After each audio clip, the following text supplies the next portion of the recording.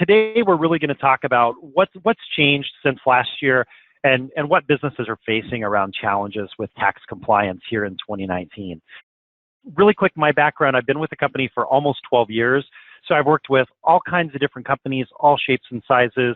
Kind of mentioned my work today really focuses around the Epicor manufacturing and distribution space. Here's a little snapshot of our agenda for the call today. We may not get through all of these as part of the presentation, but as action items, if there are questions that we haven't addressed, we can certainly take those offline.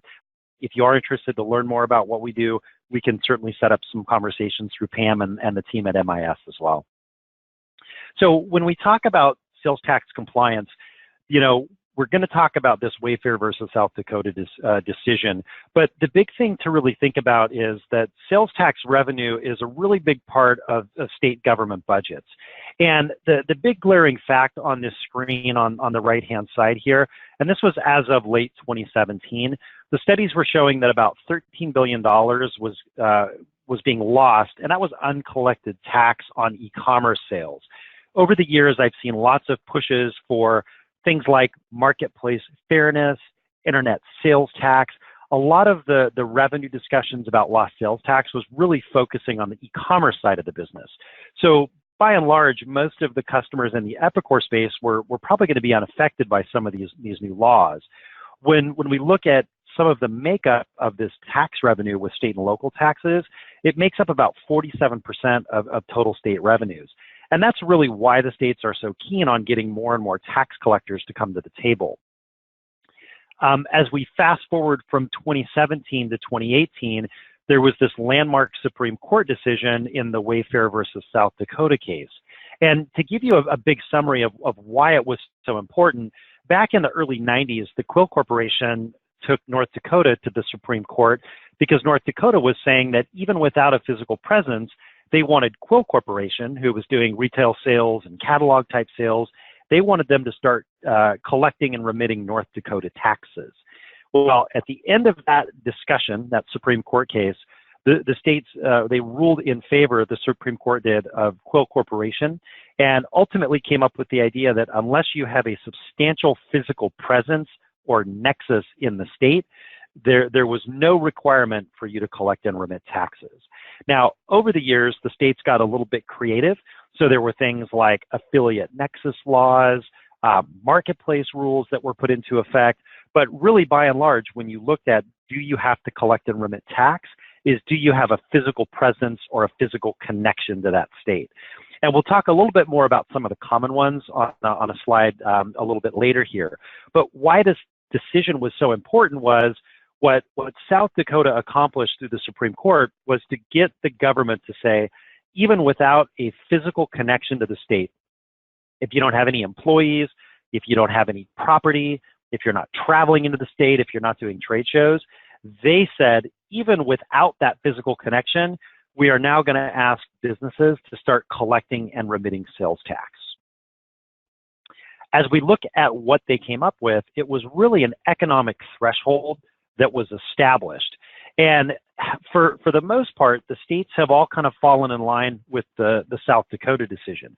What happened with this is South Dakota was allowed to say, once you hit $100,000 in revenue or 200 individual transactions, even without a physical presence, they are now requiring you by law to collect and remit sales tax on those remote sales.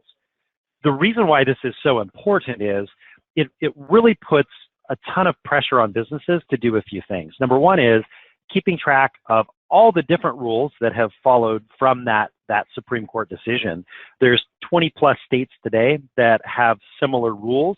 Now, some of the states did a little bit differently. Some of the states like California and New York, they have thresholds that are much higher than 100,000. Other states have taken away the transaction element completely and said it's really only based on, annual revenue. Other states have gone so far as saying, not only do we care about your taxable sales, but we care about your gross sales as well. So it's becoming increasingly difficult for businesses to look at these rules and say, based on the type of business that I am, do I trigger these thresholds in these states?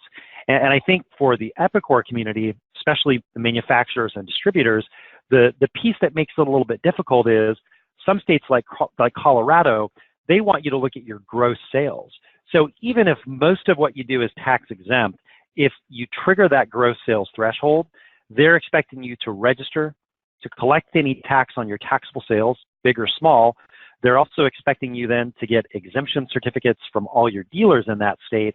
And then ultimately, even if you have very little liability, potentially file and remit the payment along with the sales tax return monthly, quarterly, or annually. So this is a huge change from what folks have typically driven off their tax compliance policies based on. So this is why this is such a huge thing today. Now, in the Epicor world and in the hundreds of customers that I talk with each year, a lot of customers are doing a lot more in the e-commerce space. And as you look at that, that's really going to be a big concern, because as you sell remote via an e-commerce platform, you have no idea where that next buyer is coming from. So it becomes increasingly difficult to figure out how to plan for the future, because you may not know when that next big order comes in. On the flip side, lots of Epicor customers that I work with, they may do really large distribution sales. So I've had customers that said, wow, with one of our big customers, we may have an invoice that's, 5 to 6 figures. So with a handful of sales, we could greatly exceed those revenue thresholds and thereby be asked by the state to register and start collecting and remitting sales tax. On this next slide, and you don't have to read all of this, but this is a map of all of the states that have put through these Economic Nexus rules. So you can see a good majority of the states have these out there. On the right are some of the dates of when these passed. We do have a website, and so if you would like to get a link here, the easiest way to do this is just Google Avalara, Wayfair versus South Dakota. We have a couple of different websites where we outline all the rules, all the effective dates, all of the thresholds as well. So that's a really important thing that's happened, and it's really changed the dynamic. I was talking to a customer earlier today. It was just kind of an initial discovery and kind of exploratory call. And they were in a scenario where today they have 2 states where they have a physical presence. And in working with their tax accountant, they have actually gone through and figured out that just based on the laws that are out there and coming in 2019, they have potentially 25 new states that they need to go out, register, and become compliant in. And this woman, when we were talking about this, she was a corporate controller.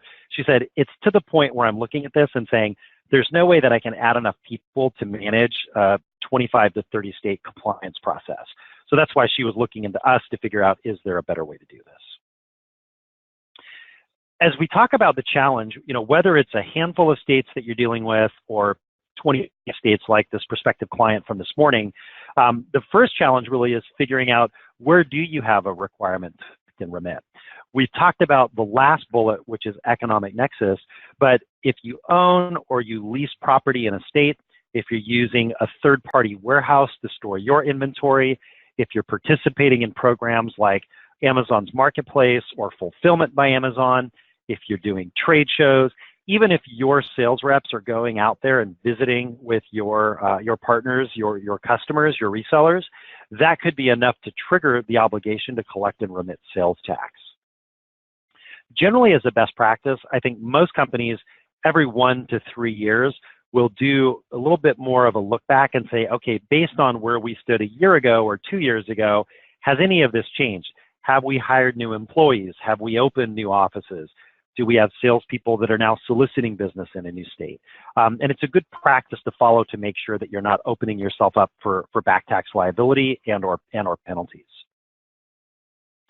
The other challenge is once you actually go out and you register in these states, you have to then build out all of the sales tax jurisdictions for any of the potential areas that you're going to sell into in a state. Now, some of them like Michigan, it's really easy. Michigan's a flat tax state. So as you go into Michigan, you have one rate to worry about. That's really simple stuff, right? When you look at areas like what's on the map here in Colorado, unfortunately, zip codes and sales tax rates have no correlation. So as you look at this little area here, this is a several square mile radius in Colorado. You can see there's about 6 or 7 different rates that are represented by these colored areas. As we kind of drill into this, if you look just at Greenwood Village, Colorado, there are a number of different tax jurisdictions. There's about 7 or 8 different tax jurisdictions here. Counties, cities, and even special tax districts as well. So even in this area of 80111, there's multiple rates and multiple jurisdictions that could apply. This is the challenge that as you're trying to build this out in Epicor, how do you figure out a way that if you've got two customers in this specific area in Colorado, let's say they're both in different cities, one in Englewood, one in Centennial, how do you build out your tax schedules that you can apply that in an intelligent way and actually charge them the correct amount of tax? Just to go back on that really quick, the two key areas to worry about on this is, are you charging the right customer so that the state and the local jurisdictions are happy? But then secondly, if you have a customer in this area, they are probably well aware that they sometimes will get charged the wrong tax. So from a customer service and satisfaction perspective, really important to get those rates right as well. The downside of all of this is what it looks like as of today. Rates change, tax rules around products and services and freight change, even the boundaries of these jurisdictions change as well. So the other challenge is, how do you put together a process that intelligently keeps track of the upkeep of this when rates change, when jurisdictions change as well? What's probably more appropriate for the manufacturing distribution space is getting those exemption certificates in a timely fashion, confirming that they're valid documents. So if you're not charging the tax, you have something to present to the auditor, and then keeping track of things like expirations as well. Most customers that I work with, they try to collect the exemption certificate at that credit application step. So as they're vetting out a new reseller, new distributor, they'll incorporate something into that process to try to get as best as they can that exemption certificate. Best practice-wise, if you don't have a certificate, you should be charging them the tax, because better to charge that tax and have to do a credit and rebill if they short pay or supply a certificate later than to not charge that and then come up in the event of an audit that you don't have that and have to own that liability, and then certainly penalties and interest on top of that. When we talk about this exemption certificate problem, one of our customers, Northern Tool, James Palmer is the tax manager there, and I think the quote really exemplifies the challenge that if you're missing a certificate, what can happen. And this is the experience that Northern Tool had went through prior to Avalara. And essentially, it's exemption certificates are cash in the bank, right? And kind of the funny and sad story about this is they said, had we known these were worth so much money in the event of audit, we wouldn't have kept these in a file cabinet. We would have had them in a safety deposit box at the bank. Best practice from that perspective as well is having a digital copy of that certificate, because even if you can't find it in an audit, you're still on the hook to pay that tax potentially. The other challenge is, once you've actually figured out what that tax was or exempted that transaction from tax, then you need to go out and you need to file and remit to the state as well. So you've got to have an understanding of what states want you to file when. Is it monthly? Is it quarterly? Is it annually? You have to potentially pull in multiple reporting from multiple systems. So from your Epicor ERP, maybe from your e-commerce platform or CRM solution as well. You have to then figure out, based on the state, what information do they want and how do they want you to report it? And then, of course, you have to reconcile each and every payment that you're making individually to that state. Typically, you log on to an online portal, you pay that tax there, and then you have to reconcile those payments within your ERP. The big challenge, and this is from working with many, many, many customers over the years, is those first probably 2 to 10 filings that you do are the ones where you learn the most, right? You have to figure out what data the state wants, how do they want that presented. You've got to break out a lot of times your taxable sales versus your exempt sales, and then a lot of times you have to break out the sales by jurisdiction as well. So a lot of times you have to build many, many custom reports within your system. You may have multiple general ledger accounts that account for each and every sales tax jurisdiction that you sell into. So from that perspective, keeping on top of that is very important, because if you file late, then you're typically going to be hit with potential penalties as well.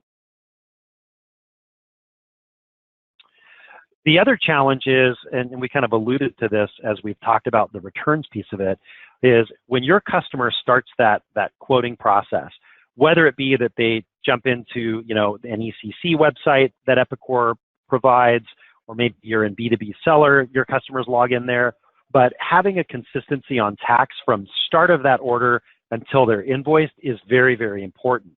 The other key piece of this that's really important is, as someone goes to the website, as they place an order with you, you may not have all those items in stock. So the big challenge is from point of calculation on the shopping cart or in your billing system, all the way through that final invoice in Epicor, a lot of times it's very challenging to keep that tax consistent. Now, the other piece of this that's also very important is, and I'm going to say this because I'm a salesperson, is a lot of times people that are managing these processes prior to it getting invoiced through finance, these people may not be finance people, and they may not understand the implications of choosing those wrong taxes. So this is a conversation we have a lot with the finance groups is, if sales doesn't understand exempting that order from tax without a certificate is risk, they may be taking these orders without having a copy of that certificate, which finance may not find out about or needs to go back and fix later. So that's another really big, important thing to think about is, from both a customer satisfaction standpoint as well as from an audit trail standpoint, having consistency of what you've quoted versus what you ask your customer to remit to you is extremely important. And the more systems you have, the more challenging that is. As we talk a little bit about how customers can manage this, a big part of this is doing this manually is a really, really onerous task. There's a lot of details that you have to keep track of. There's lots of things that change. So in a couple of different studies put on by Aberdeen and Wakefield, a survey was done of finance professionals, and 75% said it's likely that the auditor would find mistakes if they came in to audit us. Much smaller group was very confident, about 25% said, we think that we spend enough time, enough money, and enough energy in our process that auditors would come in and not actually find a mistake here. The other interesting thing is the cost of annual compliance, and this is a very wide variance you can see here. This also depends on size of customer, annual revenue, and lots of other factors. But there's a really wide range between about 67 and 400,000 annually to really manage compliance with employees versus technology. The interesting thing about this study here, one of these folks, and I won't tell you which one just to preserve their anonymity, but one of these companies actually was split off from their parent company. And after doing some studies like this for us, they came to us and said, wow, we're now in the throes of having to do this as well. But by looking at these studies that we've done, it makes perfect sense that we don't want to throw people at this problem. Let's actually evaluate Avalara, which they did, and eventually signed up and started using us as well. So when we talk about how to do this, one option is to throw people at it. You have employees, they're on your payroll. You can also do this by outsourcing it with technology like Avalara. But Jennifer Messiano here from Walton Signage, this really is an encapsulation of what our value proposition is. And this is very similar to the decision people have to make about keeping payroll in-house or outsourcing it. My girlfriend works at a dental office. They have less than 20 people at their office. They outsource payroll today. The idea behind it is the dentist wants his staff focusing on those activities that make him money, right? And when you look at sales and use tax, I've spoken with, easily probably 20 or 30,000 potential clients in my time at Avalara. And here's what every single one of them has agreed with me on. There is no money to be made by doing sales tax well. Not only are you working on something that's not making you money, but also by doing it with people, we're creating risk in the business if they do these things wrong. So what most companies are looking at in today's age is potentially taking that activity outside of the organization and outsourcing it with technology with a product like Avalara's. When we talk about how we do this, this is something that we have pre-written integrations into about 800 different platforms today. We integrate to just about every Epicor platform. So we do E10, Epicor Eclipse, P21, BizTrack, and even some older solutions like Prelude. If you're using ECC or B2B Seller, these integrations are pre-configured to work with those applications as well. But the idea behind it is we're a cloud-based application, so we store all the tax content in our cloud. So that's tax rates, tax rules, tax boundaries. As you install this add-on into Epicor, as you go in and do an order or an invoice in the system, a call goes to our cloud, represented by these arrows. all that Epicor does is send us the invoice details that we need to calculate the tax. So what's the invoice date? What's the invoice number? What's your customer number? What's the ship from and ship to address? What's the total on that order? We then calculate that tax on demand in real time, and sub-second round trip, Epicor calls Avalara, we push the tax right back into the native tax field. What we're doing when we're calculating the taxes, we're doing this as an address-based calculation. So we're not looking at zip codes. We're actually looking at a physical address. We convert that to a latitude, longitude, and that enables us in that Greenwood Village example to figure out, where are you in Greenwood Village? Are you inside or outside of city or county lines? Do any of the special tax district apply as well? The other piece that we do as well, and this is really for your distribution side of the business, we have a solution called Cert Capture. It's also a cloud-based application. And what it does is it helps customers to collect the certificate in a more automated and potentially efficient way. It gives you the ability to store an image of that certificate digitally in our cloud. And then it also has a ton of reporting that you can access as well. So whether you need reporting for audit, or whether you just need visibility into which certificates are expiring on a go forward, all of that can be accessed and utilized via the Cert Capture application. The last piece of this is taking care of the treasury function. So you've invoiced your customer, you owe the tax to that state. Instead of you going out and paying each state or each local jurisdiction individually, you pay Avalara one lump sum amount. We take that money, we go out, we file the sales tax return form on your behalf. We also take that money from that payment. We go out and we pay each of the states and individual jurisdictions as needed. So all in all, it really covers the three main components: tax calculation and reporting, exemption certificate management, and then filing and remitting the returns and the payments that you owe to the state. And again, this is all done in real time. We've done this close to 700 times with Epicor customers.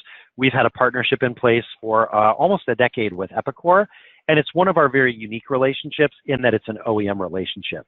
So anything that you do with Avalara in year one would be sold directly on Epicor's quote, and then year two and beyond, we would administer the renewals directly with you as a customer. But it's a very unique relationship.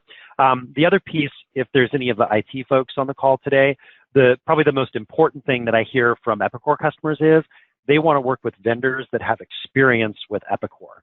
And the interesting thing about our Epicor integrations, those are all built and maintained by Epicor.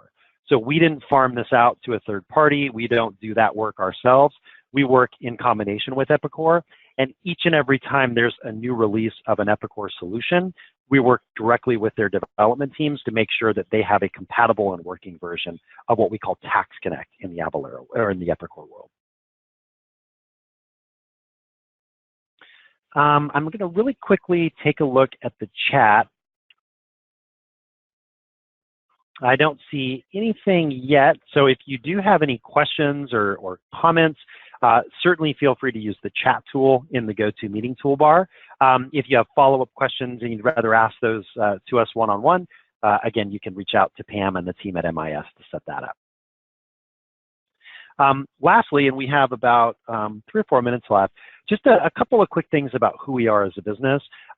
We started way back in 2004, so we've been in business for about 15 years. We started as a very small startup here on Bainbridge Island, Washington. We're now based over across the water in Seattle, Washington, right across from CenturyLink Field.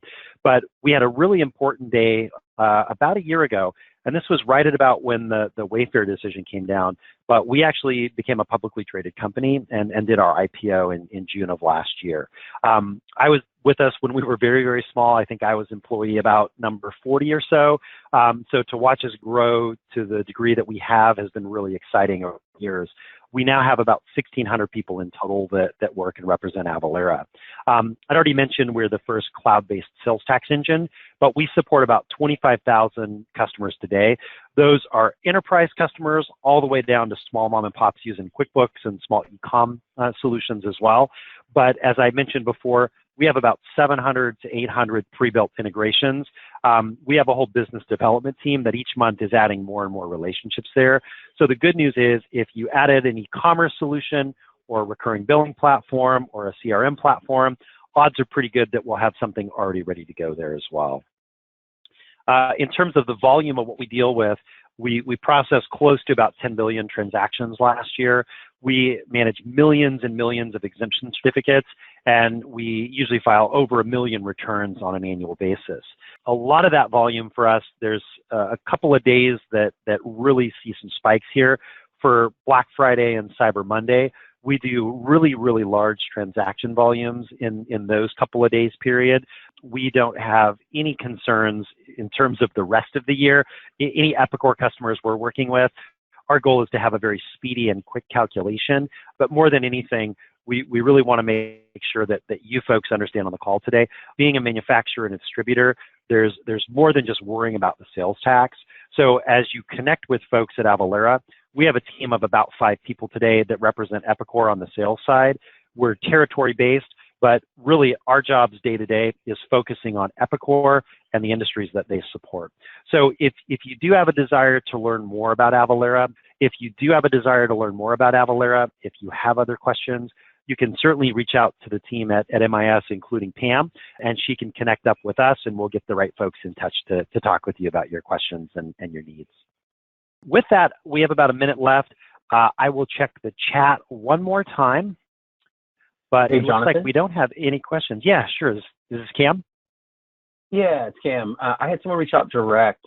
They just wanted to know about pricing, whether kind of how it's structured, if it's like a licensed user-based or if it's transactional, kind of how that works, the flexibility of it. Yeah, so we do it on a usage-based model. We don't care how much revenue you do or how big the invoices are. We'll look at a few key metrics to come up with the proper tier of transactions or certificates or returns, but it really is a usage-based model. So we would look at the total number of invoices that you do annually.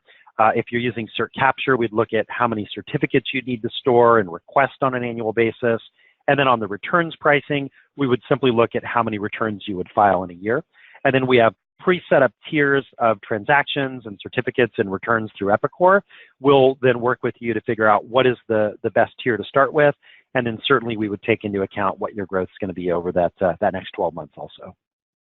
Well, with that, I did want to finish up and definitely thank Pam and the team at MIS for giving us a slot on their webinar Wednesdays.